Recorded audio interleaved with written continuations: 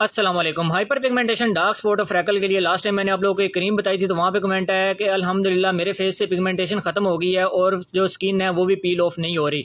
220 रुपये में आप लोगों को एक ऐसी क्रीम मिल रही है जिसमें ना मरकरी है और ना स्टीरॉइड है, दो ऑफ। तो आप लोगों को और क्या चाहिए। इसको जो लगाने का तरीका है वो सबसे ज़्यादा ज़रूरी है। लगाने के लिए आप लोगों ने सिर्फ रात को अपना फेस वॉश करना है, उसके बाद उसको ड्राई होने देना है।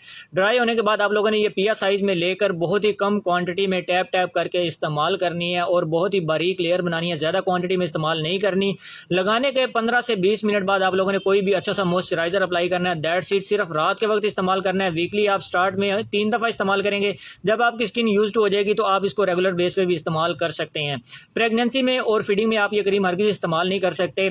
सन क्लियर क्रीम, इस पर मैं बारहा कई दफ़ा वीडियो बना चुका हूँ और आप लोगों को बता चुका हूँ कि आप लोगों को ये किसी भी फार्मेसी से ईजीली अवेल हो जाएगी 220 रुपये में। तो आप लोग मुझे बार बार मैसेज मत किया करो कि कहाँ से मिलेगी और इसको लगाने का तरीका क्या है। 1 मिनट की वीडियो होती है, वो वीडियो मुकम्मल वॉच कर लिया करें, वो सबसे ज़्यादा बेहतर है।